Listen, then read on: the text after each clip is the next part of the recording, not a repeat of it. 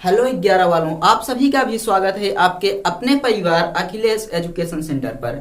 नहीं, नोट नहीं करना आपको। पहले आप लोग ध्यान दीजिए। आपको सबसे पहले इसको अच्छे तरीके से समझाया जाएगा, उसके बाद ही आप नोट करेंगे। इतनी जल्दी नहीं है। चलिए हम लोग स्टार्ट करते हैं अपने टॉपिक को। और आप सबका ही चैनल है, तो आप लोग यदि नए हैं तो चैनल को सब्सक्राइब कर दीजिए। ये आप सबका नैतिक कर्तव्य है। चलिए हम स्टार्ट करते हैं अपना टॉपिक। आज हम लोग पढ़ने वाले हैं पास्कल का नियम। इसके पहले आप लोगों ने इसके पहले का टॉपिक बहुत अच्छे तरीके से पढ़ लिया है, तो हम लोग अब स्टार्ट करेंगे पास्कल का नियम।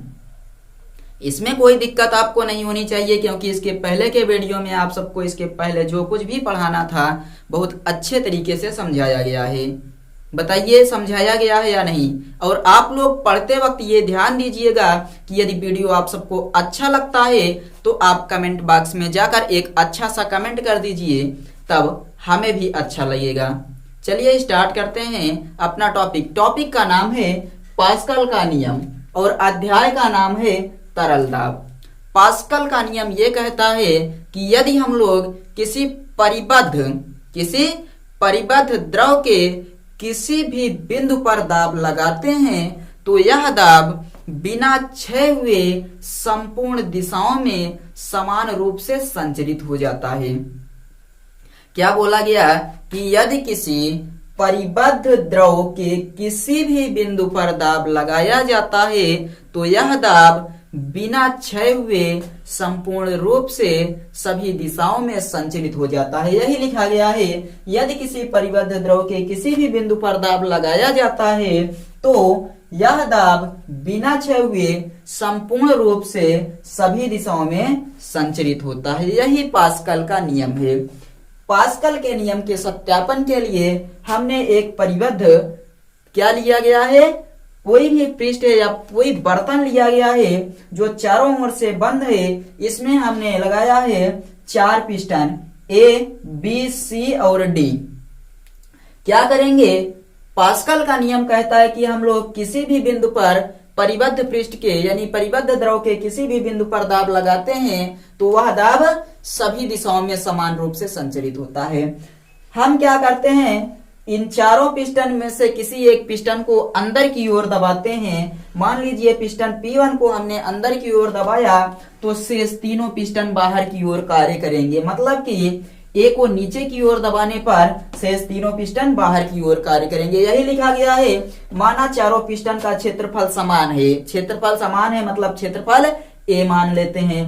पहले पिस्टन F1 पर बल लगाने पर तीनों पिस्टन F1 के विपरीत दिशा में समान बल से कार्य करते हैं। मान लिया गया कि पिस्टन F1 पर नीचे की ओर बल लगाया जा रहा है तो शेष तीनों पिस्टन F1 के विपरीत यानी कि बाहर की ओर कार्य करेंगे। और क्षेत्रफल समान होने की स्थिति में आप लोग को इसके पहले नियम पढ़ाया गया है कि किसी बिंदु पर दाब लगाया जाता है तो वह सभी समान रूप से सभी दिशाओं में संचरित हो जाता है।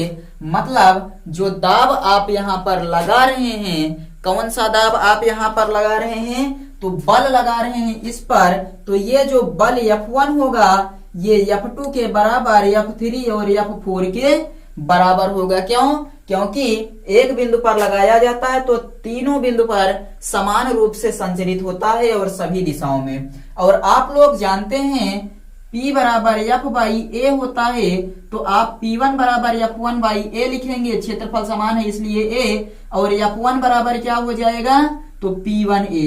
इसी प्रकार F2 बराबर P2A। तो इसके स्थान पर आप लिखिए P1A बराबर P2A बराबर P3A बराबर P4A। चारों A इक्वल है तो A क्या होगा, हट जाएगा, यानी कि काट कर हटा दीजिए। आपको प्राप्त हुआ P1 बराबर P2 बराबर P3 बराबर P4। ये इसकी गणना है, यानी पास्कल के नियम के सत्यापन के लिए आपने गणना किया। इससे आप यह निष्कर्ष निकालते हैं कि यदि हम लोग किसी एक बिंदु पर दाब लगाते हैं या बल लगाते हैं तो यह बल बिना क्षय हुए सभी दिशाओं में समान रूप से संचरित हो जाता है। अर्थात परिबद्ध द्रव के किसी भी बिंदु पर दाब लगाने पर शेष द्रव सभी दिशाओं में, यह बल जो आप यहाँ लगाएंगे सभी दिशाओं में समान रूप से संचरित हो जाता है। दूसरा आप लिखेंगे कि ये जो नियम है इसके द्वारा, इसके अनुप्रयोग से आप किसी छोटे बल को बहुत बड़े बल में परिवर्तित कर सकते हैं, यानी छोटे बल को भारी बल में परिवर्तित किया जा सकता है, ये पास्कल का नियम कहता है।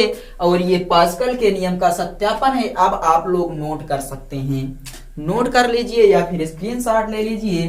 तब हम लोग चलते हैं और देखते हैं कि पास्कल के नियम का अनुप्रयोग। यहाँ पास्कल के नियम का अनुप्रयोग, पास्कल के नियम का अनुप्रयोग ये किस प्रकार से करेंगे आप लोग। तो पास्कल के नियम का अनुप्रयोग नंबर 1 आप करेंगे कि इस नियम के प्रयोग से किसी छोटे बल को बहुत बड़े बल में परिवर्तित किया जा सकता है।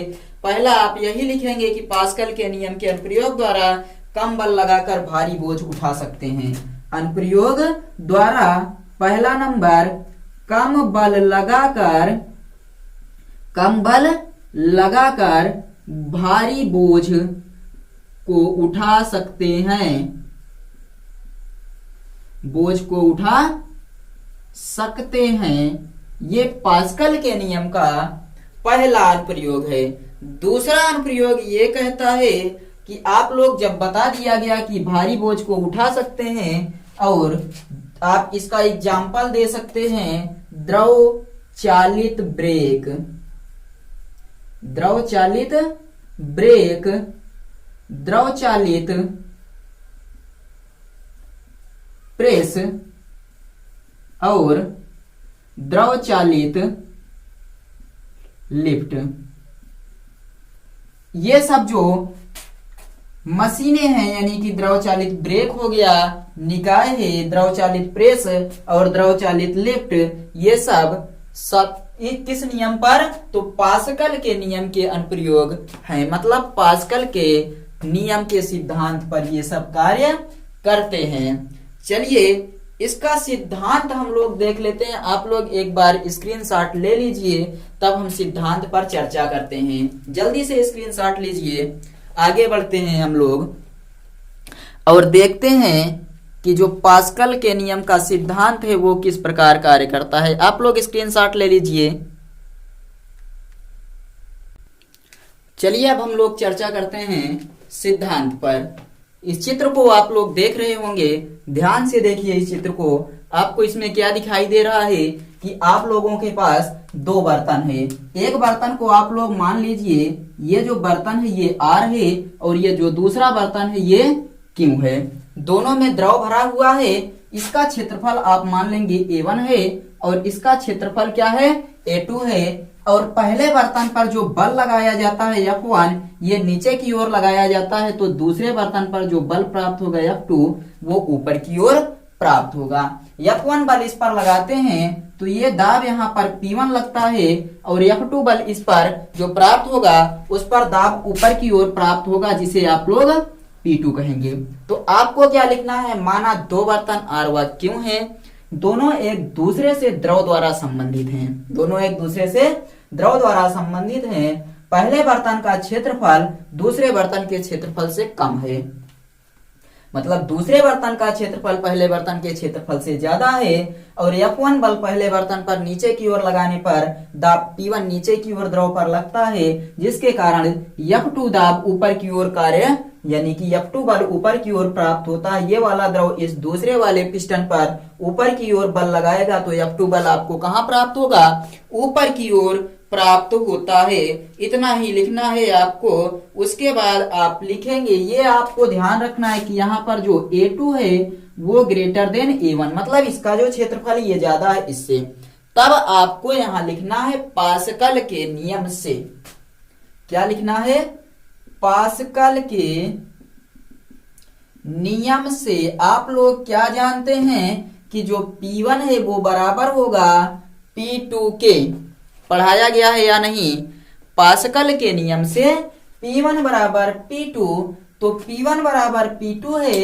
तो आप ये भी जानते हैं कि यहाँ पर हो जाएगा F1A बराबर F2A2, F1A2A1, F1 बटे A1 बराबर F2 बटे A2। क्यों? क्योंकि P1 बराबर F1 बटे A1 और दोनों का क्षेत्रफल अलग अलग है, इसलिए A1 और A2। और आप सब लोग जानते हैं कि A2 बड़ा है A1 से। स्पष्ट है यहाँ पर, क्या स्पष्ट है? स्पष्ट है कि A2 greater than A1, A2 greater than A1 मतलब दूसरे वाले बर्तन का क्षेत्रफल ज्यादा है पहले वाले बर्तन के क्षेत्रफल से। यदि ये ज्यादा है तो आप सब बता सकते हैं कि F2 जो होगा वो ग्रेटर देन होगा F1 से। मतलब यदि इसका क्षेत्रफल ज्यादा है तो ये दाब ज्यादा लगाएगा, और दाब ज्यादा लगेगा तो बल भी ज्यादा प्राप्त होगा।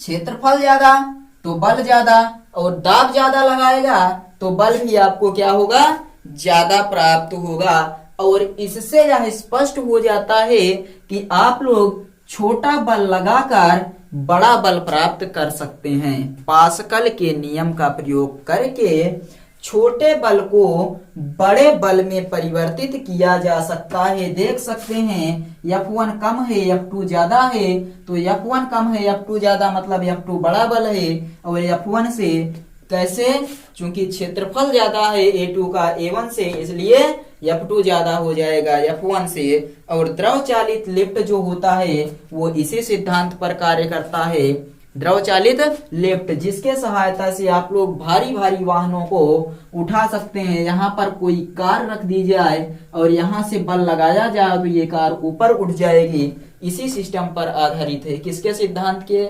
आधार पर?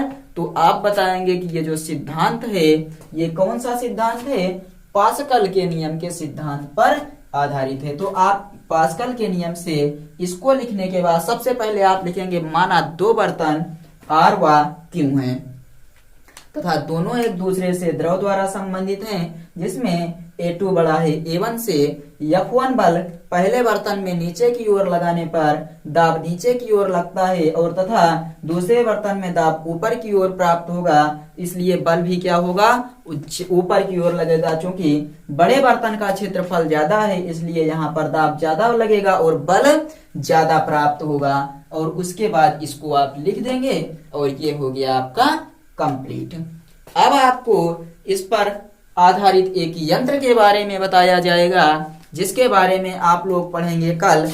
और कल ये चैप्टर जो होगा वो आपका कंप्लीट हो जाएगा। आपको बताया जाएगा द्रव चालित ब्रेक क्या होता है, ये किस सिद्धांत पर कार्य करता है। यहाँ ग्राफ बनाया जाएगा अच्छे तरीके से, आप सब समझ जाएंगे कि द्रव चालित ब्रेक किस सिद्धांत पर कार्य करता है। चलिए, आई थिंक आप सबको समझ में आया होगा। मिलते हैं अगले वीडियो में और इसके आगे सीखते हैं कि द्रव चालित ब्रेक किस सिद्धांत पर कार्य करता है। और आप लोग तैयार रहिएगा, एक के बाद एक वीडियो आपके लिए डेली प्राप्त होता रहेगा। चलिए मिलते हैं अगले वीडियो में, तब तक के लिए बाय।